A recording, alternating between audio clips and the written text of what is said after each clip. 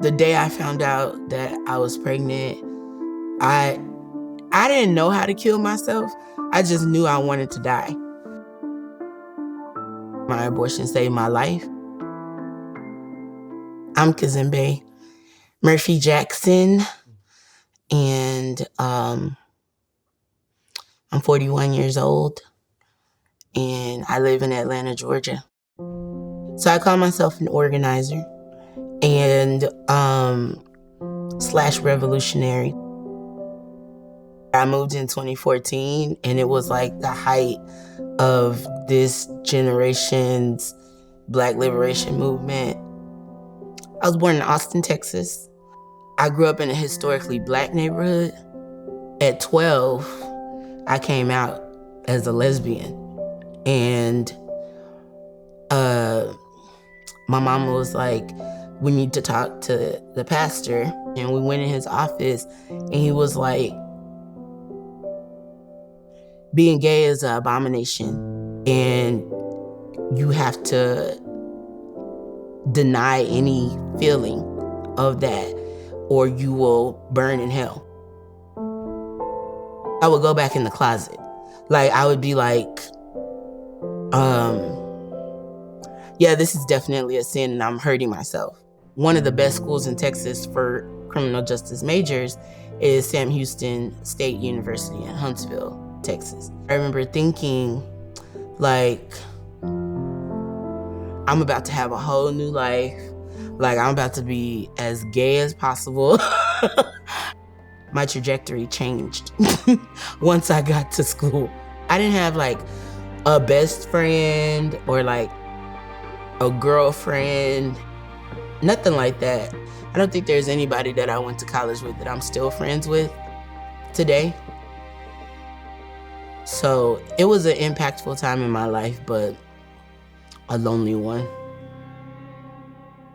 I was studying with a group of people from one of my classes, and I was the last one to leave the library. It was probably like 1 o'clock, something like that in the morning. And usually, I definitely was raised not to walk by myself at night. And so I never walked by myself at night. But this night in particular, there was nobody left to walk with. I got to the corner of my dorm, and a car with 4 men pulled up next to me and started talking to me. And I was like, I'm just trying to go home. I'm just trying to get to my dorm. I don't mean to be rude, but I'm not interested. And they were like, my homeboy just got out of jail and he looking for somebody to hook up with. They got out of the car. 3 of them got out of the car. The other one drove around to the parking lot. And yeah, it was like one person held my hands down. They raped me, each one, one after another. And they kept saying,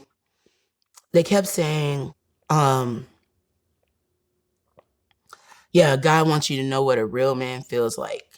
That's what they said to me. And it just takes a real man to make a woman out of you. Eventually they left, and I stayed outside. I had some cuts. I remembered was like on TV, they say don't take a shower if you get raped. And so I was like, I can't take a shower. Who do I call? I called my mom and talked to her and told her what had happened. And yeah, she told me she had basically put a spell on me that I wouldn't have peace or safety or anything like that that normal humans get. I didn't deserve because I was gay. And that I, like, basically, without saying it, she told me that the rape was my fault for being gay. I had missed my period, and I was like, no. Like, please don't let me be... I tried to take my life. When I got home, I was like, oh, there's a Planned Parenthood around the corner. I went, and they told me it was gonna be $300. I ended up taking out a payday loan. I went back to Planned Parenthood and was like, I'm ready to have an abortion. One of the ladies, this Black woman, I don't remember her name, but she was the sweetest thing, and she, I had told her what happened to me and how I got pregnant. She called the Rape Crisis Center in Austin and was like, told them what happened to me and that I didn't have insurance and that I needed therapy. And I don't know who paid for it, or maybe they had a grant or whatever, but I ended up getting into therapy and seeing a psychiatrist and going to group therapy actually after that. So a lot of times when I talk about my abortion, I say my abortion saved my life. Efforts to limit abortion access are coming from everywhere. The Supreme Court, different state governments, just about every state in the South has some kind of law on the books or either trying to get on the books.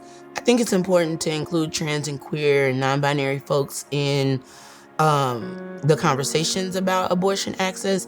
One, because inside of the trans community, there's not a lot of talk about abortions or uteruses, especially once people have gone through like a medical transition. They don't want to talk about the past.